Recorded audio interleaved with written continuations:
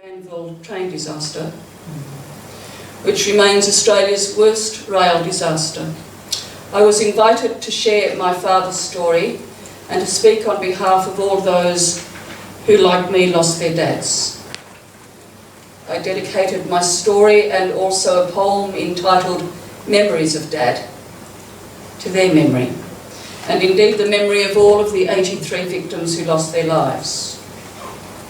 One of the organisers of the memorial services, which have come to be called the Day of the Roses, Barry Goby, was one of the first ambulance personnel to arrive at the disaster.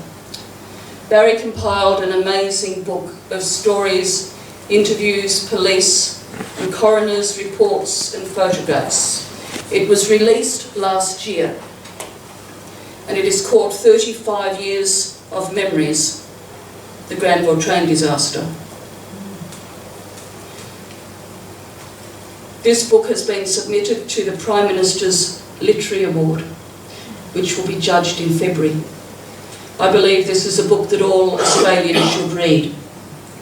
You are welcome to come up afterwards after the service and have a look at it. Last year at this service, it was an honour to share with you the story of my father's involvement in the disaster and the background story of how my family coped with the aftermath of losing our dad. Tonight I thought I would share a more general account of the accident with you, and also a story from one of the rescuers which epitomises the love, the care of the Granville community. On the 18th of January 1977, a crowded Sydney-bound commuter train from Mount Victoria was approaching Granville railway station when it left the rails at approximately 8:10 a.m. and hit a row of supports of the overhead Bold Street Bridge, constructed of over 200 tonnes of steel and concrete. The derailed engine and first two carriages passed the bridge. The first carriage broke free from the other carriages. Carriage 1 was torn open when it collided with a pole beside the track, instantly killing 8 passengers. The remaining carriages ground to a halt, with the second carriage clear of the bridge. The rear half of the third carriage and forward half of the fourth carriage came to rest under the severely weakened bridge. Within seconds, all hell broke loose. With all its stanchions demolished, the bridge and several motor vehicles on top of it crashed onto the timber carriages, crushing them and the passengers inside. Many passengers in the third and fourth carriages, totalling 71, were killed instantly when the bridge crushed them to their seats. 3 more died of injuries later in hospital. My dad, Brian Knight, was one of those 3. He was released from the wreckage early and flown by helicopter to the neurosurgery ward at Royal Prince Alfred Hospital. He had extensive brain damage and other injuries. He never regained consciousness and died at 1:40 a.m. on Friday the 21st of January after my family made the heartbreaking decision to turn off his life support machine. Several injured passengers were trapped in the train for hours after the accident by the walls and the main structure of the bridge splintering the wooden carriages, which caused the crushing of limbs and of torsos. Some had been conscious and lucid, talking to rescuers, but died of crush syndrome or exsanguination, internal hemorrhage, soon after the weight was removed from their bodies. The rescuers, which included the most highly skilled members at the time of the police rescue squad, fire, ambulance, police and SES, were faced with a disaster of a magnitude which they had never before encountered.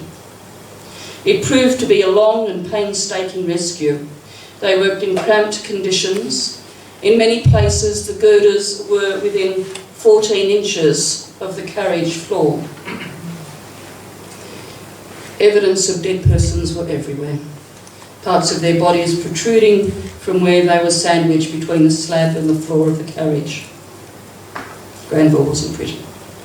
The side of the carriages had been burst completely off, so that the seats and the victims as they were crushed were clearly visible. Amongst the fatalities, however, were many people who were miraculously still alive. Many trapped from feet to neck in the wreckage. In most cases, these people could only be extricated by the rescuers using their bare hands and primitive hand tools to cut their way through the steel and fabric of the seats and carriages as gas was found leaking underneath the slab in amongst the survivors and rescuers, which represented a real possibility of massive explosion. The gas was low-pressure gas, flowing from cylinders of gas kept on the train for heating purposes. After all, it was the Blue Mountains train, and winters are cold in the mountains. Therefore, no naked flame or oxyacetylene or similar equipment could be used for fear of a spark igniting the gas. In many instances, heavy crane units could not be used either, because it was not possible to raise one end of the giant slab without depressing the other end. If they had raised the slab portion which trapped one person, it would have undoubtedly killed or injured those trapped under the slab at the other end. Throughout the day, the massive slab continued to move and settle, representing further danger to rescuers and survivors.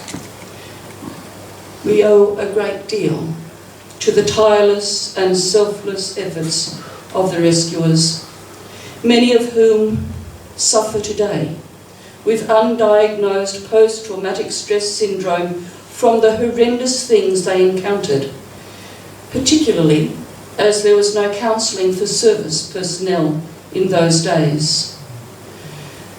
Freeing the survivors of that accident was a major undertaking. And in addition to the emergency rescue personnel, there were rail emergency workers, crane drivers, engineers, doctors, nurses, and members of the public before it was cordoned off to the public. One such story involved two local butchers, the butcher shop across the road. They heard the massive crash and still in their butcher's aprons worked throughout the day to free survivors, only returning later to secure their shop, which they had left wide open, and the money was still in the till. And of course, the Salvation Army, who kept the food supplies rolling in for all the emergency services and ancillary staff. Ministers of religion were also kept busy consoling relatives, carrying out the last rites and blessing the fatally injured. The last person was removed from the wreckage 10 hours after the bridge collapsed. This was my father's namesake, Brian Gordon, my dad Brian Knight, and both of them spelt their name with the unusual spelling of B-R-Y-A-N. Brian Gordon was released to only later succumb to crush syndrome and died shortly after my father on Friday the 21st of January. When it had been determined that there were no more survivors and only the fatally wounded remained, work stopped temporarily, and a profound hush came over the hundreds of workers gathered. A young uniformed Salvation Army officer made his way to the front of the collapsed tunnel and in the company of death reverently sang Amazing Grace. The details that I have just shared are graphic and confronting. Likewise is the following story. However, it also speaks of a way in which a woman found her own sense of peace. This woman lost both of her parents and both of her children in the accident. Her children, Elizabeth 10 and Rosemary 8. This story is told by Chief Inspector Gary Raymond, who was a member of the police rescue squad based at Redfern, and his account is in this book. The whole Granville experience made me feel very proud, he writes. Here were ordinary people going about their ordinary daily activities, and their train unexpectedly comes off the rails and hits a bridge. As a member of police rescue, I lived every day in the extreme and survived. The memoriam on the 18th of January each year at Granville is a highlight for me, a chance to again meet people who were in some way connected to the disaster. I guess I like to check on them to see how they are getting on with their lives. One of the touching moments a few years ago was when a lady came up to me after the Day of the Roses ceremony, crying and said, "Are you Gary Raymond?" I said, "Yes." She said, "I'm told you were in the team that recovered the bodies of my mum, dad and 2 children." Elizabeth and Rosemary were on school holidays and they were going to Sydney to spend the day's outing with their grandparents. Gary said, yes, I was involved. She said, I need to ask you what their bodies were like.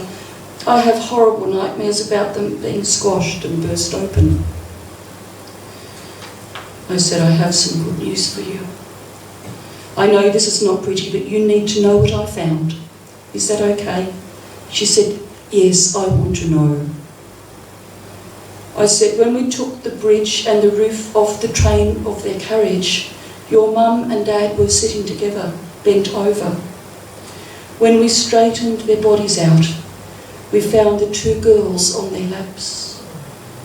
The seat opposite was empty. I worked out the kids were sitting in the opposite seat facing your mum and dad when the train derailed. Your mum and dad have grabbed the kids and put them on their laps to protect them. Then the bridge came down and they all died together. Can I tell you, their bodies were compressed, but not burst open, as you have been dreaming in your nightmares. They all would have suffocated quickly in that confined space together. The lady cried and kissed me on the cheek, hugged me and said, that must have been really awful for you, discovering my parents and 2 children like that. I said, yes, but we got them out with the uttermost dignity. It was sad, but an honour for me to do it for you and the rest of your family. She said, thank you and your team so much. It's brought about healing for me already. Thank you for giving me a completely different view of my family and what happened that day. This bereaved mother and daughter walked slowly away, feeling much more at peace with herself. When she left, my mind flashed back to when we discovered the 2 small children on their grandparents' laps. Sadly, their efforts to save their children had been to no avail. However, they were comforting each other in those last moments of their lives. That's what getting together every year is all about. I thought to myself, whether you live or die, it's all about togetherness. The stories that arise from Australia's worst train disaster form a part of our collective history. Stories of death and despair, of enormous struggle, of survival against all odds, of extraordinary heroic deeds and helping one's neighbour without counting the cost, and of the indomitable strength of the human spirit. These stories form part of the backbone and fabric of Australian society. They deserve to be told, and we are the richer for hearing them.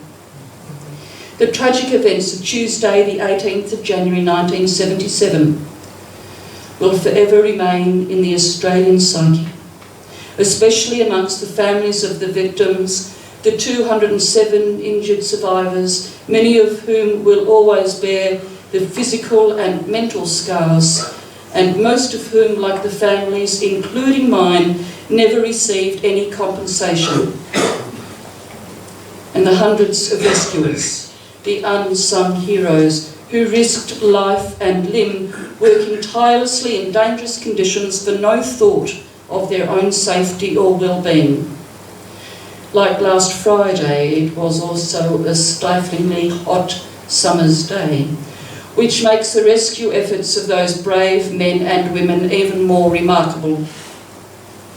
The Granville Train Disaster was important for the valuable lessons we learned. Many changes have taken place since the disaster within all services. Disaster planning is a priority. Counselling and pastoral care are now available for those in the emergency services. Debriefings are carried out on a regular basis, and ambulance officers are more highly trained and skilled with the training of more paramedics. Better equipped rescue teams are now available through all services. If we were to have the same or a similar occurrence these days, but certainly not for the commitment of the rescue workers, but it is likely that the survival rate would be higher. A subsequent inquiry found that poor track maintenance was the major contributing factor caused by governmental negligence, and the yearly memorial ceremony serves as a reminder of the biggest railway blunder the New South Wales State Government, past and present, of 1977 had ever made, and hopefully, God willing, will never repeat.